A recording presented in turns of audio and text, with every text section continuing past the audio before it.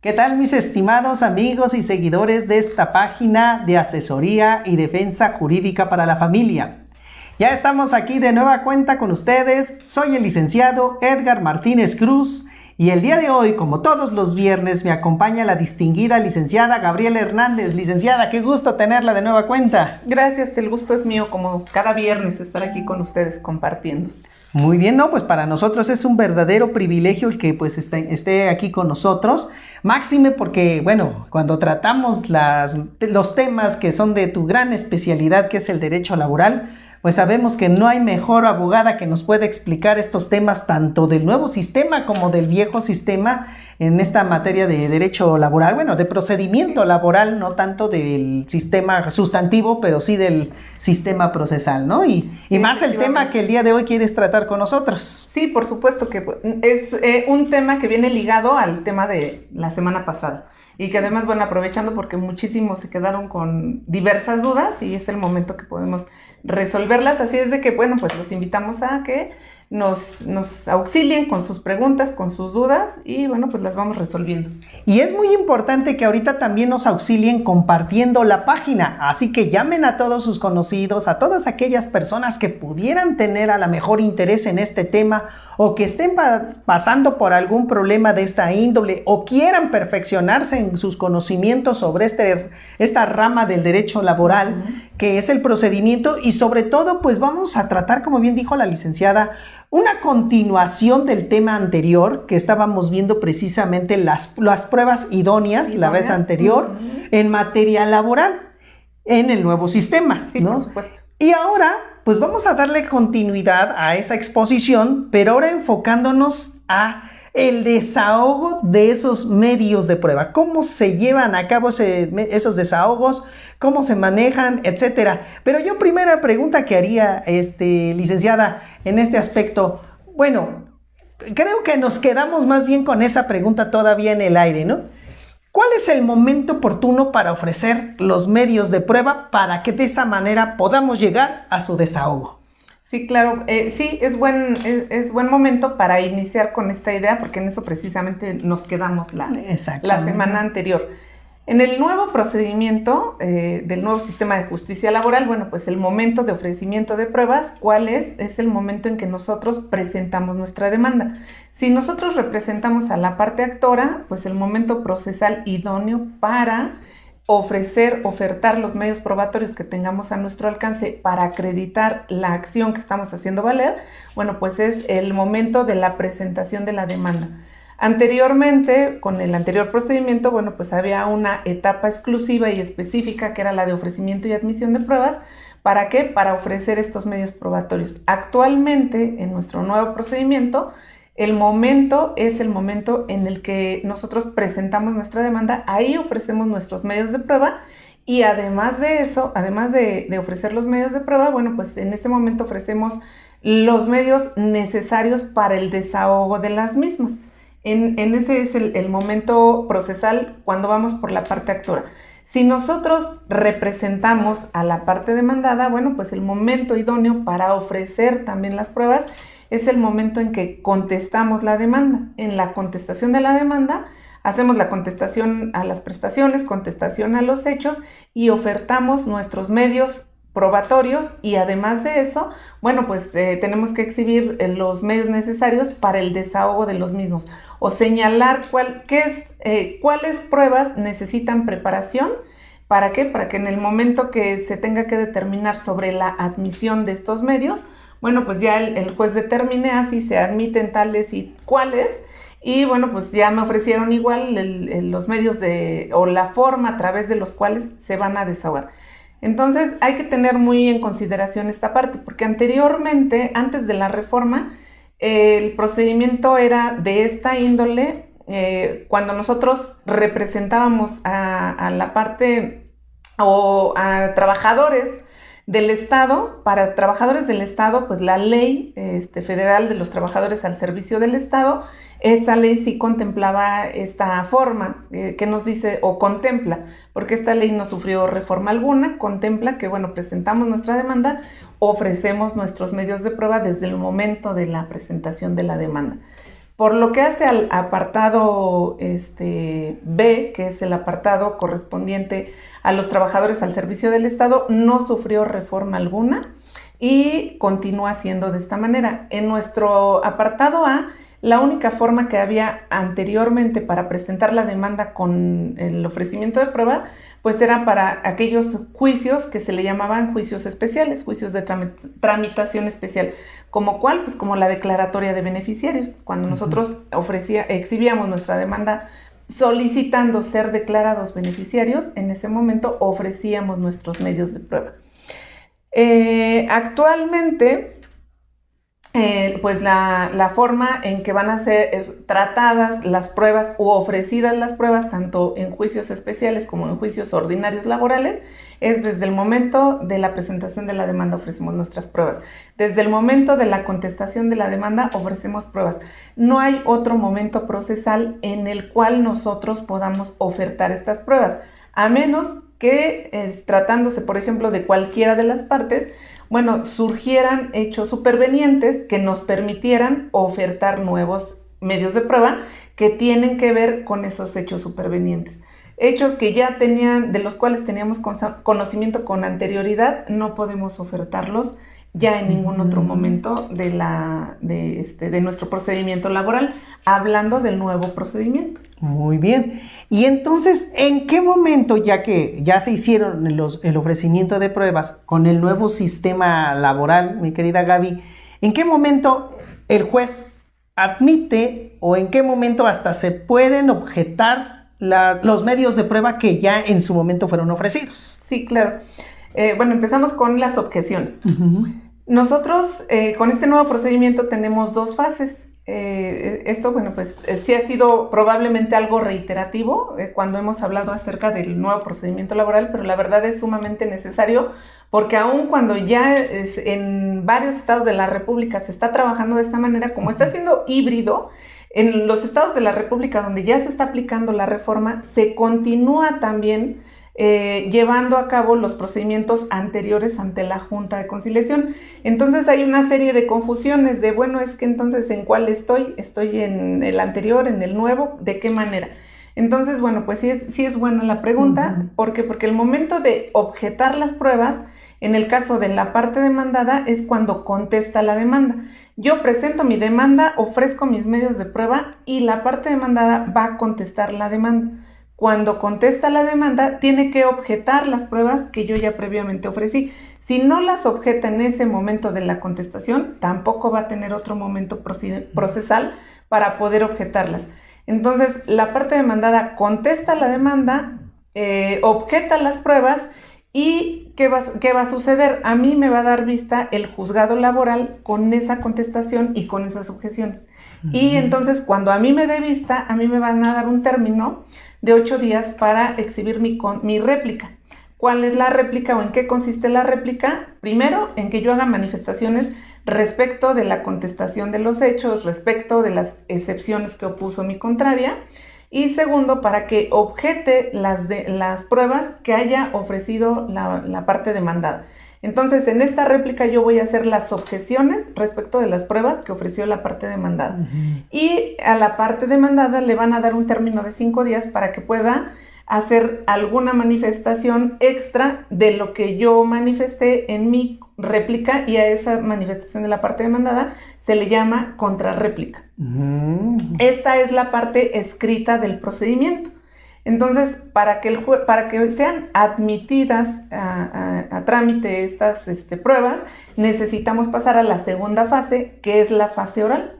En la fase oral iniciamos con nuestra audiencia preliminar, y en la audiencia preliminar es donde me van a admitir a trámite estas pruebas, en donde el juez, entonces ya previamente, ya habiendo estudiado, por supuesto, la demanda, la contestación, la réplica, la contrarréplica, y habiendo tenido conocimiento de cuáles son los medios de convicción que cada uno ofrecimos, entonces ahí es donde el juez va a admitir o a inadmitir las pruebas que en ese momento estamos ofreciendo las partes. Hay algo muy importante que aquí quiero hacerles del conocimiento. Si bien es cierto, el procedimiento ya se está pareciendo un tanto cuanto al procedimiento civil, al procedimiento familiar en materia de oralidad, hay algo en lo que no se parece en absolutamente nada, y que es que no hay medios para poder recurrir las actuaciones del juez. Entonces, por ejemplo, si a mí me inadmiten una prueba, yo no voy a tener, no existen medios para poder recurrir, no existen recursos exactamente. Entonces yo no puedo tramitar un recurso de apelación porque no existe en materia laboral. Eso sí continúa exactamente igual, no existen recursos para que yo pueda contravertir que el juez haya inadmitido una prueba que yo ofrecí. Entonces, ¿cuál es el medio necesario para que yo pueda recurrir esa decisión del juez? Bueno, pues el juicio de amparo indirecto. Entonces, si el juez inadmite a trámite una prueba que yo considero que es importante, pues lo que yo voy a hacer es tramitar un juicio de amparo indirecto respecto de esa determinación del juez. ¿Y tú crees que sí procedería un amparo indirecto contra la inadmisión de una prueba, Gaby? Porque, bueno, si seguimos las reglas del juicio de amparo, sabemos que hay dos tipos de amparo, efectivamente. El amparo indirecto, que es la que resuelve, digamos, no sentencias de fondo, ¿no? Unas cuestiones de tipo administrativa, o en este caso trámites dentro de juicio que puedan afectar los derechos fundamentales. Te lo digo porque pues a mí me ha sucedido en la materia civil y familiar, donde a veces también no nos admiten un medio de prueba. Y efectivamente, bueno, materia civil principalmente, que es cuando el juicio oral también no tiene recursos, porque pues sabemos por la cuantía y se maneja, y en el juicio oral civil y el juicio oral mercantil pues no tiene recursos. Nos queremos ir al juicio de amparo indirecto y nos dicen, espérate, pero esa inadmisión a lo mejor de ese medio de prueba es una violación procesal. Y las violaciones procesales no se tratan en amparo indirecto, se tratan en amparo directo, ¿no? Entonces, digo, yo creo que ahí sería, a lo mejor, no sé en tu experiencia, ¿qué es lo que en un momento dado se trataría de acreditar ante el juez de distrito, por ejemplo, para decir, pues es que es procedente el amparo porque a lo mejor me están violando un derecho humano, pero ¿cuál sería a lo mejor un derecho humano por la inadmisión de un medio de prueba? Sí, y sí tengo la respuesta a tu pregunta. No, yo lo sé, por eso no te la hice. Sí, tengo la respuesta a esta pregunta porque nos ha sucedido. El procedimiento laboral nunca ha tenido recursos. Exactamente. Realmente, siempre es amparo o amparo. No hay recurso alguno. Entonces, sí nos hemos enfrentado ante este tipo de juicios. Y la verdad, todo depende del criterio del juzgado de distrito. Todo depende del criterio del juzgado de distrito, porque un ejemplo rápido que puedo yo platicarles es, nosotros, por ejemplo, cuando en nuestro procedimiento laboral tenemos opción a que, por ejemplo, si un confesante no puede presentarse porque está enfermo, podemos presentar un certificado médico que acredite la imposibilidad física y material del confesante para presentarse a desahogar la prueba. Entonces, yo puedo presentar en el momento del desahogo de la audiencia el certificado y decir, bueno, pues es que mi confesante no se puede presentar a desahogar la prueba. Exacto. Entonces, bueno, voy a hablar de las dos formas, porque el tratamiento para esta figura es diferente en el procedimiento anterior y en el nuevo. Hablando del procedimiento anterior ante la Junta de Conciliación y Arbitraje, puedo presentar en el momento del desahogo de la audiencia, digo, en este momento, bajo protesta de decir verdad, exhibo el certificado médico que acredita que mi confesante pues está enfermo y no puede acudir al desahogo de la prueba. Entonces lo que hace la Junta es, o debería hacer, bueno, pues es, le doy vista a la parte contraria para que en todo caso objete el documento, y si aún objetándolo reúne los requisitos de ley, pues yo como Junta veo que si reúne los requisitos te doy otra fecha. Sucede que, por ejemplo, puede ser que yo vaya a la audiencia y que nada más me hablaron por teléfono y me dijeron, ¿sabe qué, abogada? Resulta que pues estoy muy enfermo, no sé, tengo gripa, tengo tos, lo que sea, no me puedo presentar al desahogo de la prueba, pero me habla en el momento de horas antes, ¿no? Y no tengo yo el certificado médico. Entonces lo que puedo hacer es solicitar un término de 3 días a la Junta y decirle, bajo protesta de decir verdad, te manifiesto que hoy por la mañana me avisaron o el confesante o sus familiares que se encuentra enfermo, no puede presentarse, y te solicito el término de 3 días para que yo pueda exhibir el certificado médico. La Ley Federal del Trabajo, como todas las demás leyes, pues tiene un término que para lo que no se dice que tiene término son 3 días. Entonces es el de aplicación general. Y la Junta en ocasiones a nosotros nos ha llegado a decir, pues no, porque si no me lo presentaste aquí, ahorita es el momento de la audiencia, no me lo presentaste, entonces te hago efectivo el apercibimiento y te declaro desierta la prueba. Entonces, ante eso, ¿qué puedo hacer? Me puedo ir a un juicio de amparo indirecto. Depende del criterio del juzgado de distrito, porque si bien es cierto, son violaciones procesales. Yo he tenido 2 resoluciones distintas en diferentes juzgados de distrito. He tenido las resoluciones que me dice el juzgado de distrito, pero por supuesto que tienes los 3 días e incluso hay jurisprudencia expresa. Entonces, dicto la sentencia en donde te amparo y te protejo y le ordeno a la Junta que te reponga el procedimiento por lo que hace a esa prueba y te admita a trámite la prueba.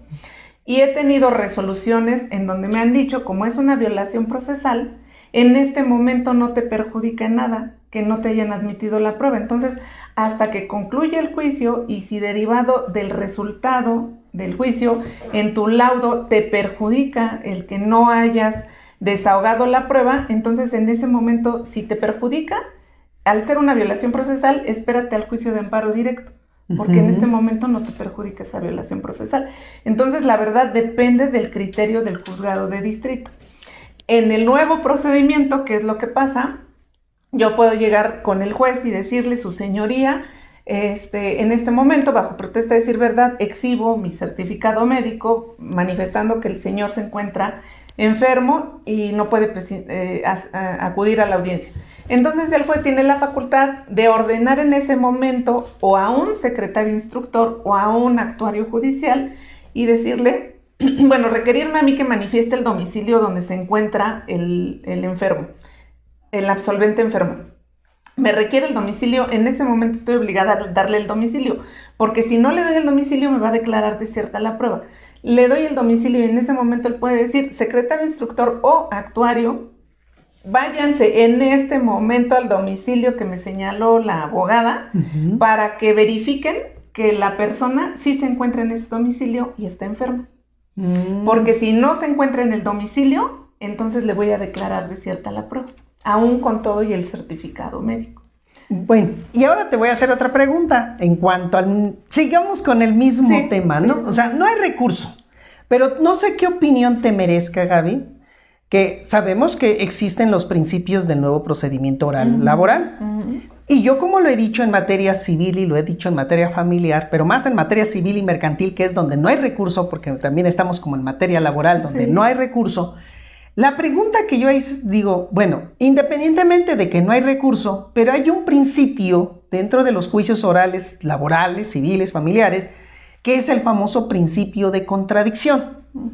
Esto no podría ayudar para que tú, atendiendo al principio de contradicción, pudieras, pues ahora sí que a lo mejor increpar al juez en el momento mismo de la admisión de las pruebas, como para defender tu postura de que debería de serte admitido ese medio de prueba. ¿O tú qué opinas? ¿Tú qué piensas a lo mejor de esta? Bueno, es que este es mi criterio, ahora lo hago valer. Yo, como les digo, en materia civil es de estricto derecho. Nos podemos encontrar el día de mañana que si dices, no tengo recurso contra la inadmisión de los medios de prueba. Sí, en efecto no tienes recurso, pero yo iría más lejos si yo fuera juez de distrito, pero tienes el principio de contradicción, donde tú en tu momento tienes la oportunidad de pronunciarte o hacer valer ante el juez pues ciertas argumentaciones que te permitan defender la admisión de ese medio de prueba. ¿No crees que por ahí podría a lo mejor intentarse hacer algo? ¿O tú qué opinión te merece más en el área laboral? Sí, claro. Sí, efectivamente, también el principio de contradicción rige, por supuesto, pues en todo procedimiento, no puede dejar de regir aunque sea el procedimiento laboral.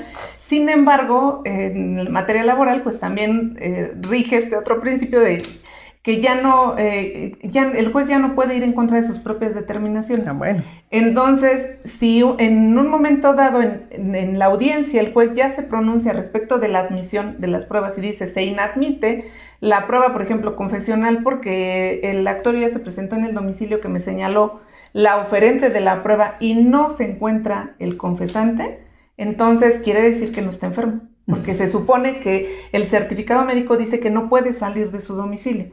Entonces, al no encontrarse, quiere decir que no está imposibilitado para trasladarse al desahogo de la prueba y por consiguiente inadmito la prueba. Entonces, yo sí podría hacer argumentaciones tendientes atendiendo al principio de contradicción. Sin embargo, también me van a aplicar este principio de no puedo ir en contra de mis propias determinaciones. Yo ya lo determiné, ya lo resolví, lo decreté. Entonces, la argumentación que tú me digas, me vale un cacahuate. Si quieres, recúrrelo con el amparo indirecto. Uh-huh. Entonces, es así. Pero bueno, ¿y qué entonces? Bueno, perdóname que siga yo insistiendo en eso, pero pues así es este mundo del derecho y este es el producto también de la experiencia. Yo no soy laboralista, pero ya sabes, yo me meto donde en un momento dado me llamen y yo soy bien preguntón. Entonces, en este aspecto, ¿qué pasa? Bueno, no sé si en materia laboral o tú me puedas corregir ahí, ese famoso regularización del procedimiento, no sé si se aplique también en materia laboral y perdóname, pero echan para atrás y son revocaciones en realidad por propias determinaciones de jueces o de la Junta, no sé, ¿tú qué ahí puedes decirnos al respecto? Acabas de dar en un punto muy importante porque esa es la puerta trasera. Esa es la puerta trasera para salir de este tipo de complicaciones. Uh-huh. Finalmente, si de alguna manera a través de tu argumentación logras obtener que el juez pudiera reconsiderar a lo mejor lo que está dictando en ese momento, sí es posible también hacer valer esa parte de la regularización del procedimiento, porque eso también lo incluye la Ley Federal del Trabajo. Uh-huh. Entonces yo siempre he dicho, pues la regularización del procedimiento es la parte trasera de cómo le hago para no ir en contra de mis propias determinaciones, uh-huh. Pues uso la puerta trasera, ¿no? Exacto. Entonces regularizo el procedimiento y ya no estoy violentando ninguna regla procesal. Precisamente por eso es bueno conocer las reglas del procedimiento. Y bueno, tú ahorita acabas de decir, no soy laboralista y me gusta tener intromisión en todo. No, pero eres un excelente civilista y como todos nuestros maestros lo han dicho, quien sabe civil sabe todo. La verdad pues es que sí, es la columna vertebral del derecho, como decía el maestro Gutiérrez. Entonces, atendiendo a eso, definitivamente, pues sí, si te sabes estas reglas procedimentales, puedes utilizarlas en tu beneficio. Entonces, así de, bueno, pues no solicitas que se desdiga, ¿no? Que vaya en contra de sus propias determinaciones, pero puedes solicitar una regularización del procedimiento. Exacto. Es posible. Lo que también igual muchos maestros nuestros lo han dicho, además lo que no está prohibido está permitido, ¿no? Uh-huh. Sí, pero bueno, yo también me he topado, aparte, pues sí, gracias por lo de excelente civilista, mi querida Gaby. Yo lo único que puedo decir es que sí he tenido mucha experiencia en este ramo, pues llevo más de 22 años en el ejercicio de exclusivamente civil, familiar y mercantil. Y pero sí, o sea, esos aspectos son los que en un momento dado nos hemos encontrado, porque luego también me encuentro con jueces y dicen, espéreme, licenciado, sí. Pero esa regularización del procedimiento es una facultad exclusivamente mía, no es de ustedes para que en un momento dado me quieran obligar a ir a la regularización del procedimiento. Bueno, pues yo ya no les entendí, le digo, de todos modos, ustedes todo lo aplican en vías de regularización del procedimiento y ya no se sabe si es una facultad del litigante o una facultad de la propia autoridad, pero digo, ahí están los recursos que pudiéramos intentar todavía hacer valer, ¿no crees? Sí, y exactamente, o sea, tenemos los recursos para intentarlos hacer valer y la verdad es que, por ejemplo, digo, los jueces, obviamente es la máxima autoridad en un juzgado, pero no quiere decir que lo sepa todo. Exactamente. Entonces, al final del día también ellos pueden tener cierta deficiencia o a lo mejor no han percibido algo del procedimiento que nosotros sí, y a través de nuestras argumentaciones podemos hacerle ver a lo mejor desconocimiento de ese procedimiento. Entonces, a través exactamente de nuestras manifestaciones, de nuestras argumentaciones, podemos obtener esas regularizaciones de los procedimientos. Porque muchas veces a mí me ha pasado con los secretarios de acuerdos, bueno, en materia civil o en materia familiar, que vas y haces el litigio de oídas, ¿no? En donde sale un acuerdo y vas y le dices, oiga, licenciado, es que, o sea, pero ¿por qué me dictó este acuerdo? No sé, mi idea iba en esta función y a veces te dicen, oh sí, tienes razón y como que, y a mí me han dicho, pero es que no puedo ir en contra de mis propias determinaciones y yo lo he utilizado, pero ¿por qué no regula el procedimiento? E incluso yo lo he propuesto de, a ver, ¿por qué no yo le promuevo por escrito que se haga una regularización del procedimiento con la argumentación que le estoy diciendo y usted se cure en salud? ¿No? Exactamente. Y entonces a mí sí me ha funcionado hacer ese tipo de lo que conocemos como el litigio de oídas, ¿no? Exactamente, sí, pues ahora sí que tenemos que llegarnos, como bien dices, no de recursos desde el punto de vista procesal, digamos recursos extraordinarios que pues la experiencia nos da también, Gaby, porque ese es también producto de la experiencia, porque con todo respeto, pero un joven que llega y le dicen eso, bueno, con permiso, ¿no? Y hasta ni dicen nada. Pero pues de eso se trata también, y esto es para la gente, como siempre lo he dicho, para que también sepan pues cómo hacer valer hasta sus derechos, y sobre todo pues también jóvenes abogados, principalmente, no hablo de los que ya son ahora sí que expertos en la materia, sino que estamos aquí para ayudar a todos aquellos que también están comenzando y que se den cuenta de que pues el derecho es un todo, no pueden verlo tan sectorialmente, ¿no? Para que de esa forma no nomás lean el artículo de forma aislada, como yo siempre he dicho, hay que leerlo de forma sistemática.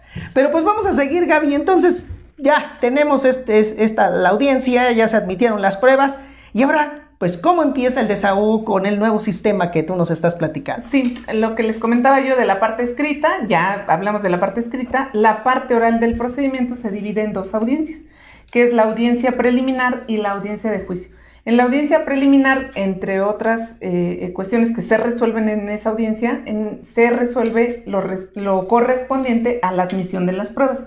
Una vez que ya están admitidas o inadmitidas las pruebas, en esa audiencia preliminar el juez va a dictar las medidas necesarias para el desahogo de las pruebas.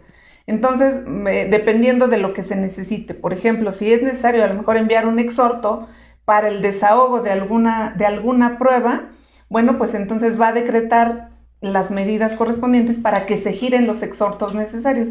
E incluso, bueno, nuestro nuevo procedimiento, esperemos que sí haya la tecnología para esto, nos dice si es necesario, por ejemplo, desahogar una prueba confesional en otro estado, una prueba pericial en otro estado, bueno, pues a través del portal del tribunal se va a buscar que se haga el desahogo en línea. A través, se van a girar los exhortos en línea. ¿Para qué? Para que reducir los tiempos, porque por ejemplo, antes de la reforma, ¿cómo era la diligenciación de los exhortos? 2 opciones. Una, que la propia Junta los diligenciara, y eso te representaba que se perdiera el exhorto quién sabe dónde. O sea, la verdad es que siempre me he preguntado cómo se pierden los exhortos, porque se pierden. Una, que la Junta lo diligenciara y que se perdiera el exhorto, que nunca llegara o que llegara medio año después, o que tú como abogado responsable del asunto y quien solicitaste la prueba o quien solicitó el exhorto, pidieras el exhorto y tú fueras a diligenciarlo personalmente. Eso te representaba muchísimo tiempo, la verdad. Entonces ahora la ley dice, bueno, pues para reducir los tiempos, yo, tribunal, voy a diligenciar el exhorto vía electrónica. Entonces, a través del portal que tenga el tribunal, como se hace, por ejemplo, en materia familiar, ya ves que antes nos daban los oficios, por ejemplo, para el DIF. Exacto. Físicos, íbamos y los llevábamos, y ahora ya no. Ya es un oficio que se hace en línea. Ya nada más tú tienes que estar, pues sí, verificando y solicitando que sí se haya diligenciado en línea. O el dichoso SIDERE. Ah, sí, exacto. No, SIPARA o SIPARA, ¿cuál es con el que diligencias hacia Hacienda? Creo que sí, ¿no? Sí, la verdad, algo así, no me acuerdo. Hay un sistema, por ahí si alguien sabe, por favor, sáquenme de la duda. Sí sé cómo se llama, pero no me acuerdo. Entonces, Ciara, ya me acordé, es el dichoso Ciara. Entonces, a través de ese portal Ciara, pues ya se envían los oficios directamente a la Comisión Nacional Bancaria y de Valores, o se los diriges también al SAT. Entonces va a ser de esta manera, el juez va a decir, bueno, que se giren los exhortos electrónicos. Y si, por ejemplo, el confesante está en otro estado, que además va a proveer las medidas necesarias para que se gire el oficio electrónicamente, y además que se desahogue la prueba en ese lugar, en ese estado de la República, para no perder tiempo en lo que se va a trasladar el confesante, o a lo mejor el perito no está en la Ciudad de México, por ejemplo, o un perito que se necesite en el estado de Puebla, pero no hay peritos de ese tipo ahí, pero los hay en la Ciudad de México. Se gira el exhorto en la Ciudad de México y el perito de la Ciudad de México no tendría que trasladarse allá. sino podría desahogar la prueba desde aquí, de la Ciudad de México, y enviar electrónicamente su dictamen e incluso estar presente en la audiencia vía remota de manera electrónica a través del portal. Entonces, en esta audiencia de preliminar se van a dictar todas las medidas necesarias para el desahogo de las pruebas y se va a señalar una fecha para el desahogo ya de la audiencia de juicio, en donde vamos a desahogar absolutamente todas las pruebas. Nosotros vamos a llegar a la audiencia de juicio ya con todo preparado. ¿Para qué? Para el desahogo de nuestras pruebas. Entonces ahí es donde ya vamos a empezar a desahogarlas y nos dice la ley que en esa audiencia se tiene que desahogar todo. Si fuera un cúmulo muy grande, bueno, pues podría seccionarse en 2 audiencias, pero no más. ¿Por qué? Porque actualmente, bueno, lo que sucede con el anterior procedimiento es que te señalaban una fecha para 2 confesionales, otra fecha 3-4 meses después para la pericial, otra fecha para otros 3 meses después la inspección. Entonces eso es lo que hace que los juicios se hagan interminables, ¿no? Porque entre audiencia y audiencia pues existen 3, 4, 6 meses de diferencia. Sí, exactamente. Entonces ahí es donde nos estamos dando cuenta pues de la práctica, ¿no? Que tenemos que saber utilizar. Inclusive me estoy dando cuenta con esto, mi querida Gaby, que no puedes dejar de utilizar también el sistema anterior. Sí, no se puede porque no es como magia, no es que, por ejemplo, ya vienen los juzgados laborales y mágicamente se desapareció la junta, como muchos colegas creen, o personas que necesitan los servicios también piensan que mágicamente una vez que llegan los juzgados, pues todo lo de la junta se va a trasladar a los juzgados y la junta va a desaparecer como obra de magia. No. ¿Qué va a pasar? La junta va a seguir subsistiendo hasta que se concluya el último juicio que tiene a su cargo. Se va a señalar, por ejemplo, aquí en la Ciudad de México una fecha específica. Se tiene planeado que para octubre inicie ya la última etapa de la aplicación de este nuevo sistema de justicia laboral. Entonces, ¿qué va a pasar? Pues bueno, van a decir, en septiembre, por ejemplo, van a decir, en septiembre se dejan de recibir juicios. Entonces, bueno, pues una vez que se dejen de recibir hasta el último juicio, ese juicio se tiene que concluir en la Junta de Conciliación. Pero ¿qué pasa? Por ejemplo, también va a haber como juicios híbridos. ¿Por qué? Porque nosotros en materia laboral, cuando defendemos patrones, estilamos mucho defender. En la defensa de los patrones decimos, yo no despedí al trabajador y ofrezco el trabajo. Entonces, ofrezco el trabajo, ofrezco la reinstalación. ¿Qué sucedería si yo ofrezco el trabajo en la junta, en un procedimiento, cuando ya se inició la aplicación del nuevo sistema de justicia laboral? Pero yo estoy postulando mi asunto en la junta. ¿Qué sucedería si yo a mí me ofrecen el trabajo y reinstalo al trabajador? Entonces, y me lo vuelven a despedir. Así de todos, ay, ¿qué haríamos? Porque ya no va a haber oficialía de partes comunes en la junta. Entonces, lo que vamos a hacer es que este nuevo asunto que se está derivando de una reinstalación de un procedimiento en la Junta de Conciliación, ya tendría que ir a ventilarlo en el nuevo procedimiento laboral. Entonces, tendría que ir primero a agotar la etapa de conciliación prejudicial. Y una vez que seguramente no voy a llegar a ningún convenio, pues entonces ya con mi constancia de no conciliación, iniciar mi juicio ante los juzgados laborales. Entonces ahí va a haber una cosa híbrida rara, porque voy a continuar con este procedimiento de origen en la junta, pero con el nuevo que se originó de la junta, me voy a ir al juzgado laboral. Exactamente. Sí, pues es que eso es lo interesante, ¿no? Y bueno, desde tu perspectiva, Gaby, ¿cuáles son, digamos, los cambios trascendentales en materia probatoria de desahogo de pruebas? Por ejemplo, pruebas que ya no se desahogaban como antes, se hacía en el viejo sistema y que ahora cambia rotundamente la forma del desahogo, a lo mejor de ese medio de prueba o a lo mejor de la creación de un nuevo medio de prueba. Sí, pues lo hemos comentado. Primordialmente, pues es la declaración de parte. Es un nuevo medio de prueba que nosotros ya tenemos a nuestro alcance en el nuevo procedimiento laboral. Va a desaparecer la confesional y vamos a tener en lugar de la confesional, pues la declaratoria de parte. Entonces, en esta declaratoria de parte ya no tenemos formalismos para poder nosotros hacer las preguntas. En nuestra confesional anteriormente pues había cierto formalismo como hacer ¿qué es una posición? pues es una imputación directa a la persona a la cual le estoy preguntando, que era, a ver, que nos diga el absolvente, si contrató los servicios del trabajador a partir del 20 de abril de 1980. Que nos diga el absolvente si asignó el salario de 500 pesos.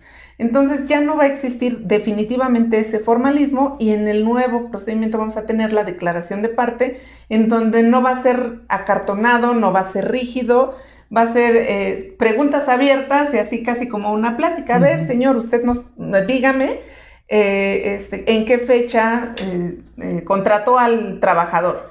A ver, dígame cuál es el salario que le asignó. Dígame de qué forma usted le pagaba ese salario. No, pues que en la cuenta bancaria, dígame cuál es la cuenta bancaria.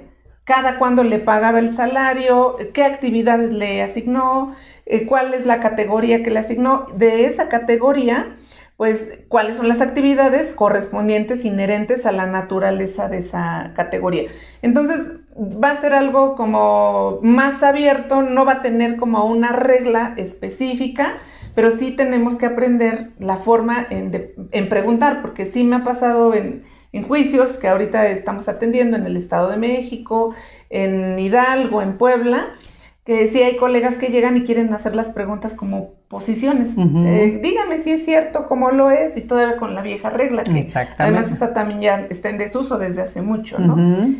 Y sí, obviamente los jueces te regañan y te dicen, ¿sabes qué? No, o sea, eso ya está pasado de moda, ya está obsoleto. Haz las preguntas como debes hacerlas. Entonces, nos vamos a enfrentar, la verdad es que a un cambio muy, muy, muy trascendental en todo este procedimiento laboral, y se los digo porque ya la experiencia nos la está dando el estar inmersos en estos juicios. Hay muchos jueces que en realidad no son laboralistas, y eso lo he de decir. Entonces, quien no conoce el proceso laboral, la verdad es que no están juzgando los asuntos como estamos acostumbrados quienes somos laboralistas. Tienen criterios extraños que no eran aplicables antes en las juntas de conciliación y que ahora los están aplicando. Por ejemplo, anda circulando por ahí en la red, en los grupos de WhatsApp, de un abogado que un juez lo multó con 56,000 pesos, no sé si 54 o 56,000 pesos. ¿Por qué? Porque infló el salario del trabajador y el juez logró acreditar por sí solo en el procedimiento que el abogado se le ocurrió inflar el salario del trabajador. Eso sí pasa mucho en materia laboral. ¿De qué se aprovechan los laboralistas que llevan trabajadores? Que bueno, que generalmente los patrones no tienen una defensa preventiva respecto de sus cargas laborales. ¿Cuál es esta defensa preventiva para los patrones? Bueno, pues los patrones deberían de tener controles de asistencia, deberían de tener recibos de nómina, controles también del pago de salarios, del pago de prestaciones, y contratos, eso es lo importante, contratos, deberían de pagar también el seguro social. ¿Por qué? Porque, por ejemplo, la carga de la prueba siempre es para el patrón. Entonces, por ejemplo, viene un trabajador y dice, yo gano 500 pesos, el que tiene que acreditar que no gana los 500 pesos es el patrón. O sea, el trabajador viene y dice, yo gano 500 pesos diarios o gano 1,000 pesos diarios. Pero ¿qué pasa? Pues la carga de la prueba es del patrón. Entonces, bueno, pues la verdad es que se estila mucho en la materia laboral que los abogados de trabajadores van y dicen, no, pues es que trabajaba de mesero y ganaba 1,000 pesos diarios. Y más aparte, propinas de 500, entonces ganaba 1,500 pesos diarios. Y bueno, quienes defendemos patrones a veces decimos, bueno, pues yo mejor quisiera ser mesero, ¿no? Imagínate, si ganara 1,500 pesos diarios por ser mesero, ¿qué estoy haciendo de abogada? Entonces, hay una sentencia que les digo que ahorita está circulando, es real, es verdadera, de un abogado que fue sancionado, multado, les digo, no me acuerdo si son 54 o 56,000 pesos en el nuevo procedimiento. ¿Por qué? Porque infló el salario del trabajador y el mismo juez, a través de preguntas directas al trabajador, pudo obtener la verdad de los hechos, que el trabajador no ganaba la cantidad que estaba diciendo el abogado. El abogado se le ocurrió inflarla y como así se estila, se le hizo fácil. bueno, pues yo le inflo el salario y pues que lo acredite el patrón. Pero entonces ahora en este desahogo de pruebas, los jueces tienen la posibilidad de hacer preguntas directas, de a lo mejor no les satisfizo lo que yo pregunté en mi declaración de parte. Entonces no les satisfizo y dijo, a ver, permítanme, yo quiero preguntarle. Ha pasado incluso que los jueces han solicitado que salgan, por ejemplo, las partes y quedarse solo con el trabajador para él preguntarle. Eso es una violación procesal, por supuesto, y que se tendría que hacer valer, obviamente, pues en su momento con un amparo indirecto o directo, dependiendo, porque no son historias inventadas. Sí ha habido ya jueces que han pedido que salgan todas las partes, que lo dejen solo con el trabajador y le sacan la información al trabajador de verdad cuánto ganaba, cuál era su horario, cuál era su actividad, cuál era su categoría. Y también por el contrario, ha pedido a patrones que niegan la relación de trabajo de, a ver, sálganse y déjenme con el patrón, y ha logrado obtener que efectivamente el trabajador sí trabajaba para el patrón, pero su abogado le dijo que negara la relación laboral. Entonces, bueno, estos son los cambios trascendentales, que el juez, bajo este principio de inmediación, pues él tiene la facultad de intervenir en el desahogo de las pruebas. Si no le satisface las preguntas que se le está haciendo al declarante, él va a intervenir y él le va a preguntar. Si no le satisfacen las preguntas que se le están haciendo al testigo, también igual él va a intervenir, porque muchas veces hay testigos buenísimos, pero solamente se aprenden el speech. Le dices, te voy a preguntar esto, y van y saben perfectamente lo que tú les dijiste, pero si lo sacas de una de las preguntas, ya se te cayó el testimonio. O sea, si una de las preguntas ya es diferente de lo que tú le dijiste, se cayó el testimonio. Entonces, de verdad ha habido jueces que dicen, a ver, denme un momento. Y entonces empieza a preguntar otras cosas y el testigo ya se sacó del centro donde iba y terminan pues no siendo testigos idóneos. Exacto. El desahogo de las inspecciones, nosotros teníamos una regla que decían, voy a ofrecer mi inspección y voy a decir sobre qué periodos va a desahogarse la inspección, sobre qué documentos se va a desahogar la inspección y en qué domicilio se encuentran los documentos donde voy a desahogar esa inspección. Si no señalaba yo estos 3 puntos sobre qué periodo, qué documentos y cuál era el lugar donde a desahogar, la Junta estaba facultada para inadmitir la prueba de inspección. Ahora ya es obligación desahogar las inspecciones y los cotejos, ¿en dónde? En el juzgado. Generalmente las inspecciones y cotejos están a cargo de los patrones. Yo, parte actora, ofrezco la inspección y digo, pues, por ejemplo, la inspección de mi contrato, mis recibos de nómina, mis recibos de pago de prestaciones. Entonces el patrón ahora tiene obligación de llevar todo ese cúmulo de documentos al juzgado. Y igual, o sea, los apercibimientos son los mismos. Te apercibo para que si no traes los documentos necesarios para la inspección, entonces voy a tener como ciertos los hechos que pretende acreditar el oferente de la prueba por no haber presentado los documentos. La única manera en que el juez va a ordenar que un actuario se traslade al lugar donde se encuentran los documentos es, por ejemplo, si dicen, bueno, pues es que los documentos son muchísimos, son como 1000 documentos, entonces, ¿cómo los traigo, no? Bueno, entonces, si son como 1000 documentos, bueno, sí, que vaya un actuario y que desahogue la prueba en el lugar donde se encuentran esos documentos. Pero si no es así, el patrón tiene la obligación de ir y presentar la documentación en el juzgado el día que señale para el desahogo de pruebas, que va a ser el día que señalado para la audiencia de juicio. Y ahora, en esa audiencia de juicio se tienen que desahogar todas las pruebas, ya no es como antes, ¿no? Sí, de que se difería o que no estaba preparada la prueba. Aquí hay la posibilidad de diferir, Gaby, en la audiencia laboral. Prácticamente ninguna. Es muy bajo el porcentaje de poder obtener el diferimiento. Podemos obtener el diferimiento si nuestro confesante está enfermo, no puede acudir. Clásico, que ahorita exhiben el de COVID. Sobre todo el de COVID, sí, ahorita. Si nuestro testigo también igual está enfermo, pero el juez determinará, la ley nos dice, el juez va a tener la posibilidad de detentar el criterio de decir, a ver, tú me estás ofreciendo 3 testigos para un solo hecho. La prueba es colegiada. Entonces, tú me ofreces 3 testigos para acreditar un hecho. La prueba es colegiada, solo necesito 2. Si vienen 2 y uno no vino, vienen 2 y uno no vino porque está enfermo, no necesito 3 testigos. La prueba es colegiada, necesito 2. Te declaro desierta la prueba por lo que es al que no vino y ahorita desahogo a los 2 que están. Entonces, pues ahí te puede declarar desierta la prueba, no hay problema. En cuanto a un testigo, nada más. Sí, pero si tienes 2 testigos, pues entonces ahí sí el juez tiene que decir, bueno, a ver, vete a ver si es cierto que está enfermo. Entonces, si van, se trasladan y no está enfermo. O sea, tiene la facultad del juez. Tiene la facultad del juez de ese sí está. Que sí, O sea, ahorita. A ver, eso sí está interesante.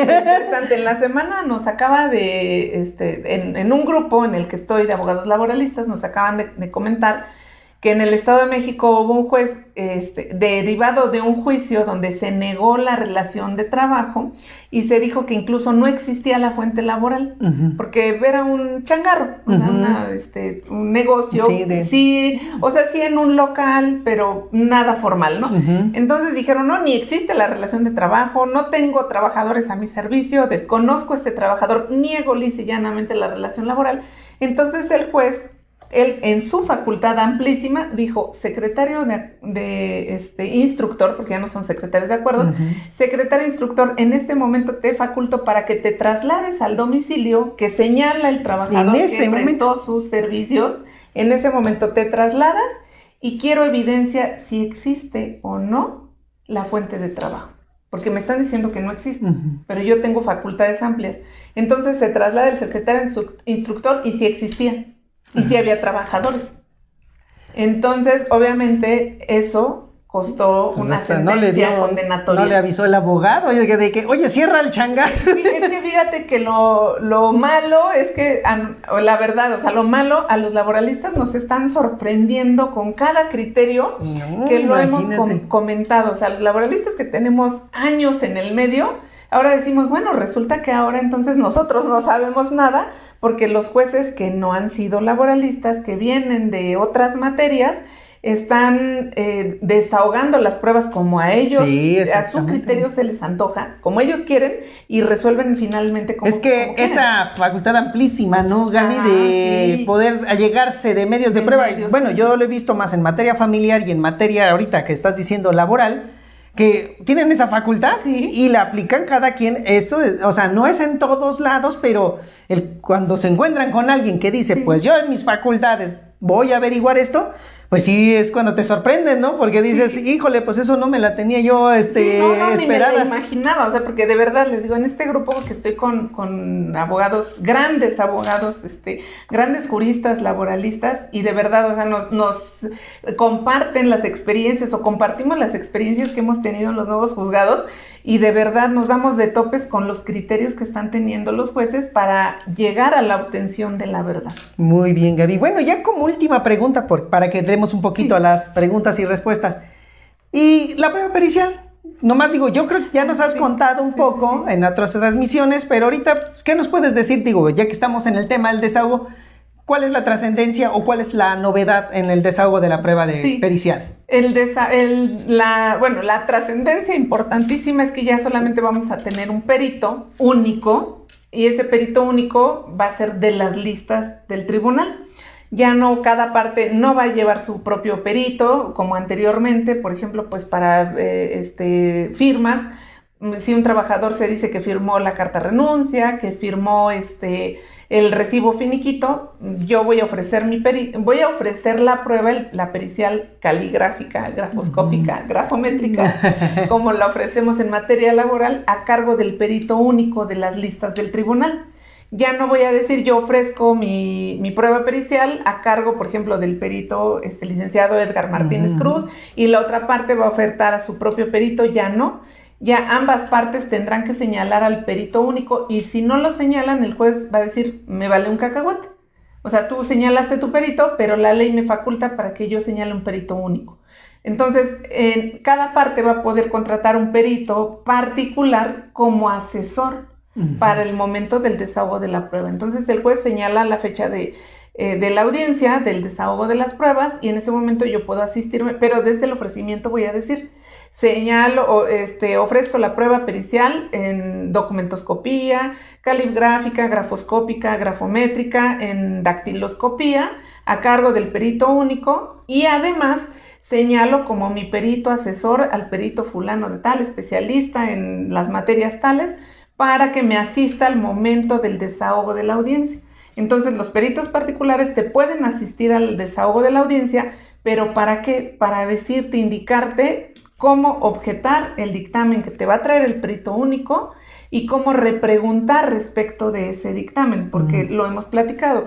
Bueno, tú sí eres perito, yo todavía no soy perito, entonces la verdad es que, digo, somos juristas, conocedores del derecho como abogados, pero ya en cuestiones técnicas especiales como peritajes en grafoscopía, en dactiloscopía, en video, en audio, pues no, yo no sabría sinceramente cómo repreguntar, cómo objetar. Entonces, bueno, pues lo que haríamos es asistirme de un perito para que, por ejemplo, si ofrezco una en grafoscopía, te nombro a ti, tú te presentas conmigo. Y, bueno, pues tú me dirías, oye, objeta de esta manera el dictamen, porque tiene, todo esto está mal hecho, ¿no? Tiene estas deficiencias. Repregunta de esta otra forma, ¿para qué?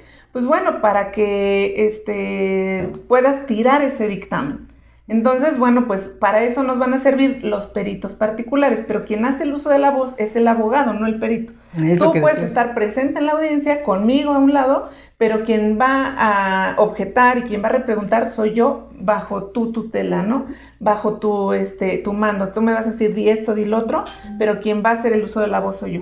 Muy bien. Bueno, pues como pueden ver, es muy interesante esto del nuevo sistema de justicia laboral. No hay que echarlo por la borda, de verdad, hay que prepararse, hay que capacitarse, hay que actualizarse y sobre todo conocer el nuevo sistema, porque eso es lo que ahorita tenemos que saber manejar. Ya estamos con esta nueva forma de oralidad.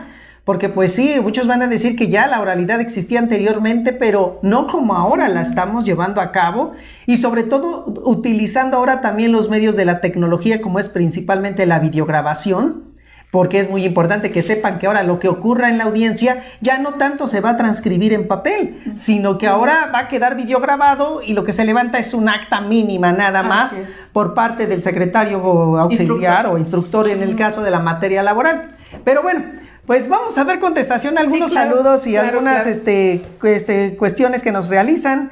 Nos saluda Ángel Flores desde Chalco. Saludos. También Japo Oro de Ley nos saluda desde Chachila, Oaxaca. Muchísimas gracias. Qué bueno que nos siguen desde allá. Elisa Lee también nos saluda. Saludos también a nuestra querida Lupita. Saludos. También nos saluda Lupita. Llanero Solitario también. Hasta el Llanero Solitario anda por aquí. Muy bien. También Luciano Beltrán nos saluda desde Toluca. Marco Juárez también nos manda saludos y bendiciones. Muchas gracias, igualmente, Marco. Marco Juárez también nos saluda y también nos envía bendiciones. Aquí también José Miguel Martínez también nos saluda desde la Ciudad de México. Nuestra queridísima Erika Adame también nos saluda. Erika, un saludo muy fuerte. También Julio Alcán, bueno, es Guadalupe. Es Guadalupe. Licenciada Saludos. Gaby, licenciado Edgar, excelente exposición. Gracias, Lupita. Nuestra querida Yereni también. Yereni también nos está viendo. Yereni, ahí ya después nos acompañas. Gabriel de los Santos también nos dice excelente ponencia y ponentes, gracias, que nos saludan. También Martín López te saluda. Saludos. Eloy Carlos Flores dice, en la Suprema Corte de Justicia le llaman abandono de un criterio. Bueno, es miren, como les decimos, sí, o sea, sabemos esa es la palabra técnica, pero nosotros también lo que queremos es hablar un poco sencillamente enfocada a las personas, porque las personas, pues independientemente de que puedan conocer un poco de ley, pero pues es difícil que conozcan hasta el lenguaje técnico. Entonces, gracias por la aclaración, pero también es muy importante que las personas lo conozcan en su lenguaje sencillo para que lo puedan comprender, ¿no? También está Deni Estefanía, que nos manda saludos. Marco Juárez nos pregunta, el actor ofrece la prueba confesional del demandado físico, pero la patronal dice que hace meses el demandado físico ya no trabaja. ¿Qué podemos hacer al respecto? Gracias por sus comentarios. A ver, dice, el actor ofrece la prueba confesional. Si el actor ofrece esa prueba confesional y respecto de ese demandado físico, entonces el patrón manifiesta esto, que ya no trabaja, lo que va a suceder es que hay un cambio respecto de la prueba. El patrón tiene la obligación de manifestar cuál fue el último domicilio que conoció y la prueba confesional se va a transformar en una prueba testimonial. ¿Por qué? Porque este trabajador o este demandado físico, al ya no laborar para la empresa, pues ya no puede ser un confesante. ¿Por qué? Porque pues ya no está dentro de la empresa. Entonces tiene que manifestar que ya no trabaja para esta empresa y tiene que manifestar su último domicilio. ¿Para qué? Para que se le notifique personalmente en su domicilio personal y va a tener un cambio de naturaleza esta prueba. De confesional se va a convertir en una prueba testimonial. Muy bien. Joaquín Mendoza nos dice, buenas noches, licenciados. ¿Tenemos 60 días para interponer la demanda de despido injustificado?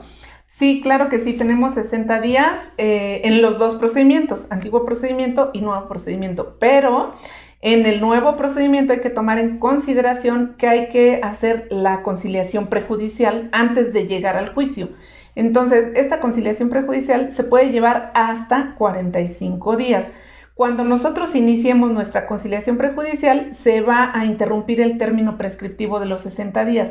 Ojo, no quiere decir que debo dejar pasar 60 días e iniciar mi conciliación prejudicial. No. Inmediatamente que el trabajador se dice despedido, prácticamente inmediatamente hay que iniciar con la conciliación prejudicial. Les digo, va a interrumpir el término prescriptivo. Cuando se termine esta conciliación prejudicial, se empieza a contabilizar de nueva cuenta los 60 días.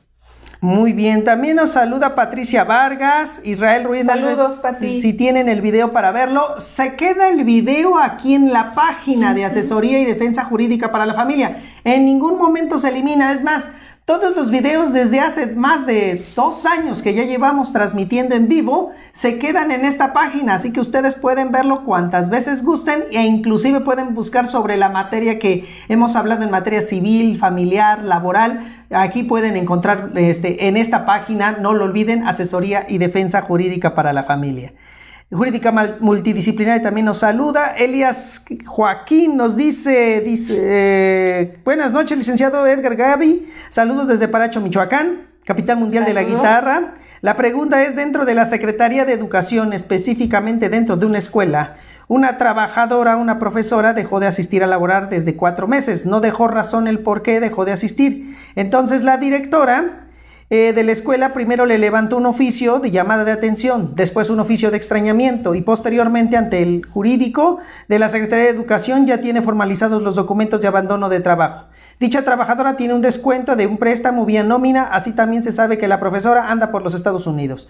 Respecto a este caso, ¿qué procede por la directora, para la directora de la escuela? Porque no se sabe cómo justificarla y en el caso de trabajadora, profesora, ¿cuál sería la defensa? Gracias y saludos. En el caso de la secretaría, bueno, tiene que iniciar el procedimiento respectivo. Veo que ya inició el procedimiento interno. Cuando se trata de Secretaría de Educación Pública, tienen un procedimiento interno que es del que nos estás hablando. Tiene que hacer ese procedimiento interno y dentro de ese procedimiento interno tiene que hacer una rescisión de la relación laboral, en este caso, bueno, por el abandono de trabajo. Entonces tiene que hacer obviamente su acta administrativa, documentarla bien y presentar. Es que ahorita no me acuerdo si en Michoacán ya está el nuevo procedimiento. Si no está el nuevo procedimiento, hay que presentar el aviso de rescisión ante la Junta de Conciliación y Arbitraje para que la Junta en su domicilio particular le notifique el aviso de rescisión. Si estamos hablando del nuevo procedimiento, bueno, pues hay que hacer lo mismo, pero en vez de la Junta se solicita que el juzgado laboral le notifique este aviso de rescisión. Para el caso de la trabajadora, si ella quisiera hacer alguna defensa, bueno, pues Si la Secretaría hace el aviso de rescisión en la Junta o en el juzgado, a partir de ese momento del aviso de rescisión, de que le notifiquen el aviso de rescisión, empiezan a contabilizarse sus 60 días. Si ella quiere ejercitar su acción en el día 100 o después de un año, obviamente va a tener por perdido su derecho. Bueno, Ellen Suárez nos saluda desde Bolivia. Saludos hasta Bolivia. Bárbara Calderón también nos saluda desde la Ciudad de México, fiel seguidora, nos dice. Saludos, también Mitch Muñe nos saluda y gracias por compartir. También nos saluda Ismael Martínez, también desde Tarija, Bolivia. Saludos hasta Bolivia. De Efraín Valdivia desde Durango. Y bueno, así una serie de saludos también y que nos hacen llegar pues todos esos comentarios, pero siempre el factor tiempo no es nuestro mejor aliado. Sin embargo, si requieren una asesoría ya más personalizada, donde ustedes quieran plantear a lo mejor un asunto, pues con gusto los podemos atender, principalmente pues en el tema laboral. Está la licenciada Gabriela, quien si nos puedes compartir tus números o contactos para que te sigan. Les compartiré un contacto solo de WhatsApp, 55 12 93 6675. En Facebook me encuentran como Gabriela Hernández García. Hay una página de Facebook, Asesoría Jurídica Gratuita Laboral. Me encuentran en Instagram como Lic Gabriela Hernández García, en TikTok me encuentran como Lic Gabriela Hernández y en YouTube como abogada Gabriela Hernández García. Muy bien, pues bueno, antes de despedirnos, también los quiero invitar, todavía hay cupo para el día de mañana al curso que impartiré sobre la práctica forense en derecho sucesorio. Los que estén interesados pueden todavía mandarme mensaje de WhatsApp al 55 38 96 28 56, repito, 55 38 96 28 56, y con gusto les envío la convocatoria. Mañana mañana llevaremos a cabo el curso en un horario de 5 a 9 de la noche. Les aseguro que no se van a arrepentir. Es un curso que en parte es continuación del anterior que di hace 8 días, referente al derecho sucesorio sustantivo. Ahora nos vamos a enfocar exclusivamente al procedimiento. Así que adelante, todavía pueden inscribirse, mándenme el mensaje y ya yo les indico la convocatoria para que puedan hacer su depósito correspondiente. Pues muy bien, Gaby, como siempre, un gusto. Gracias por estar aquí con nosotros, como todos los viernes. Espero que nos sigas acompañando todos los viernes como siempre o en algún otro momento. Y pues bueno, pues no sé si quieras despedirte antes del público, algún saludo. Pues muchísimas gracias a todos por estar aquí con nosotros y bueno, como siempre los hemos dicho, los invitamos a que compartan esta información porque siempre debe haber alguien, pues aquí